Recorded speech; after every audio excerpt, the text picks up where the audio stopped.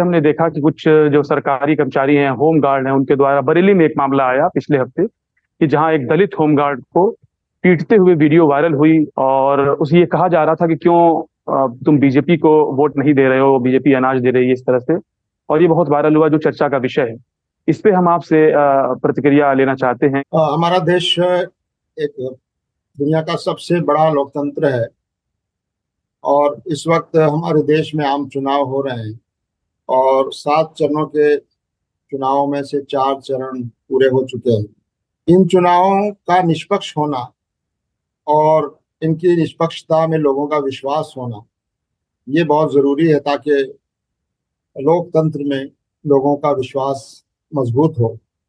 और इस वक्त इलेक्शन कमीशन की ये जिम्मेदारी है, ये दायित्व है कि वो इसको सुनिश्चित करे कि लोगों में लोकतंत्र के प्रति विश्वास बढ़े, लोगों को लगे कि ये चुनाव निष्पक्ष हो रहे हैं और कोई भी आ, सत्ता में रहते हुए या रहने की वजह से प्रशासन का दुरुपयोग अपनी पार्टी के पक्ष में न कर पाए।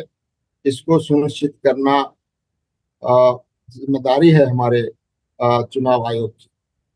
पिछले दिनों कुछ घटनाएं ऐसी हुई हैं, खासतौर से बरेली में एक घटना बहुत वायरल हुई उसका सोशल मीडिया पर, जिसमें एक दलित चौकीदार को दो होम गार्ड पुलिस की ड्रेस में वो उसको घसीट रहे हैं, जमीन पर गिराकर उसके साथ मारपीट कर रहे हैं।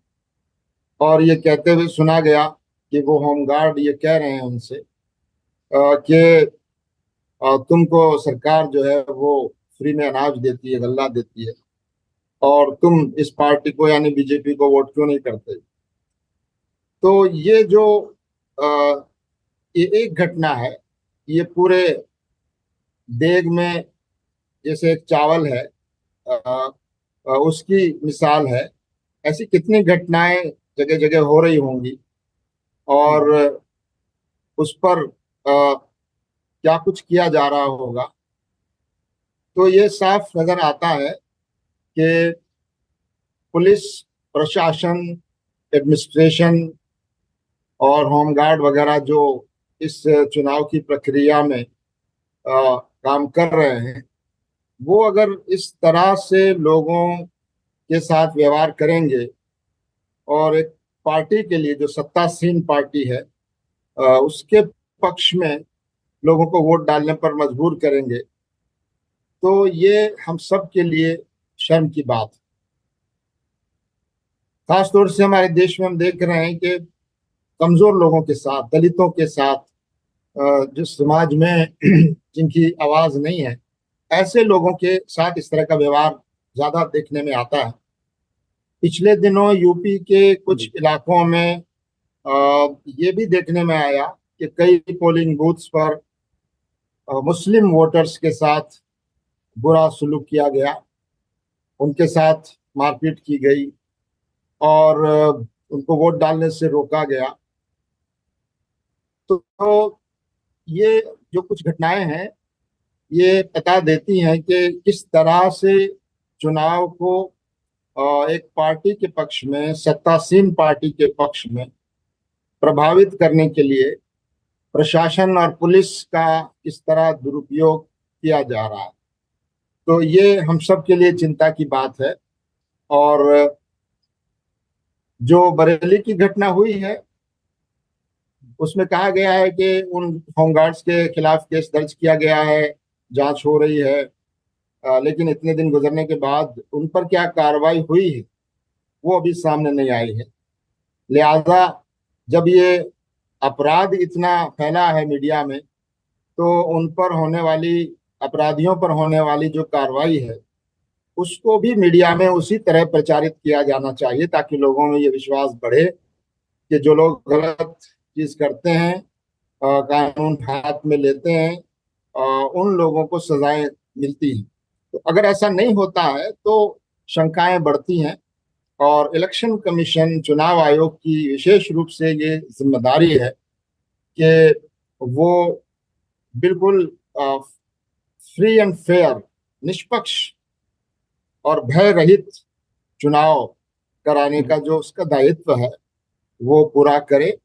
और किसी भी पार्टी को, खासतौर से जो सत्ता में जो पार्टियां हैं, वो पूरे प्रशासन का और तंत्र का दुरुपयोग न करने पाए, अ, ऐसा सुनिश्चित करना इलेक्शन कमीशन की जिम्मेदारी है। इस तरह की चुनाव प्रक्रिया में इलेक्शन कमीशन की निष्पक्षता को भी कोई सवाल नहीं उठना चाहिए।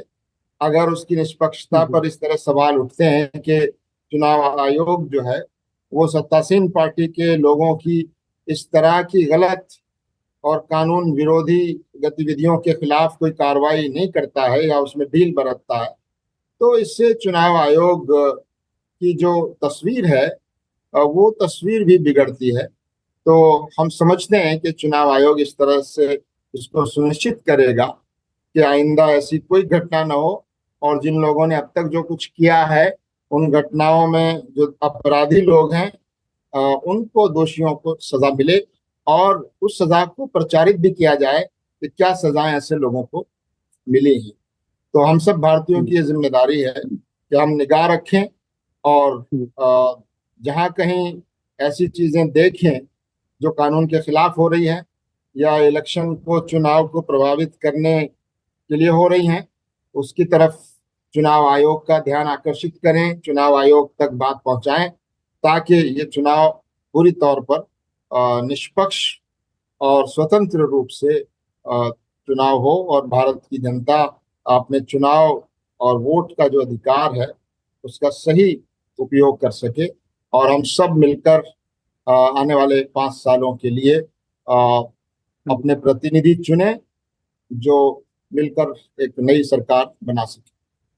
इसी से जुड़ा हुआ एक और प्रश्न है कि ये तो इलेक्शन का मामला है। आम दिनों में जब इस तरह के मामले सामने आते हैं जिसमें दलितों को, आदिवासियों को, वंचितों को या हाशिए के समुदाय को निशाना बनाया जाता है दबंगों द्वारा, सत्ता के लोगों द्वारा, सत्ता समर्थित लोगों द्वारा, तो तमाम संगठन जो मानवाधिकार संगठन है, धार्मिक संगठन है या धार्मिक जन मोर्चा है जिससे आप भी जुड़ाव है, ये इस तरह के बयान आते हैं कि धैर्य रखा जाए और चुनाव में इसका जो है वो लिया जाए। चुनाव में जो है अच्छे उम्मीदवार को, अच्छी पार्टी को वोट देकर सत्ता में लाया जाए ताकि लॉ एंड ऑर्डर मेंटेन हो। लेकिन ये सवाल फिर पैदा होता है कि जब चुनाव में, जब ये अवसर आया कि चुनाव में हम सत्ता को परिवर्तित कर सकते हैं, वोट डाल करके हम नए लोगों को, अच्छे लोगों को ला सकते हैं सत्ता में, उस वक्त दलितों को, वंचितों को, हाशिए के समुदाय को जब निशाना बनाया जा रहा है, तो फिर किधर उम्मीद किधर होगी ऐसे लोगों के लिए? और चुनाव आयोग खामोश है पूरी प्रक्रिया पे। हाँ, नहीं, ये इस पूरी प्रक्रिया में चुनाव आयोग का जो रोल है, जो दायित्व है, वो बहुत ज्यादा गंभीर है। जी। और चुनाव आयोग को ये सुनिश्चित करना चाहिए कि हर तबके के लोग, चाहे वो गरीब हों, दबे कुचले हों, या समाज में जिनको बहुत अच्छा ऊंचा स्थान हासिल नहीं है, ऐसे लोग भी अपने वोट का आजादी से इस्तेमाल कर सकें, और उन पर कोई दबाव न डाला जाए, उनको किसी चीज के लिए एक तरह से बाध्य न किया जाए, और एक फ्री एंड फेयर इलेक्शन का माहौल बनाना, ये चुनाव आयोग की जिम्मेदारी है। और यह आमतौर पर होता है कि जो पार्टियां सत्ता में होती हैं वो प्रशासन का और पुलिस का और अपने प्रभाव का प्रयोग करती हैं और करने की कोशिश करती हैं, लेकिन उससे रोकना ये चुनाव आयोग की जिम्मेदारी है।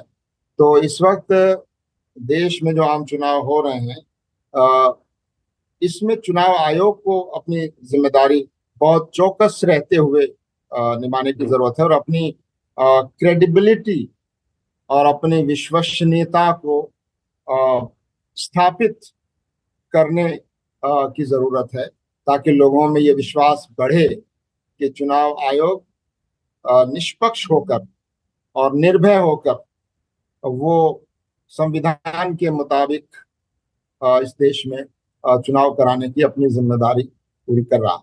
जी, धन्यवाद।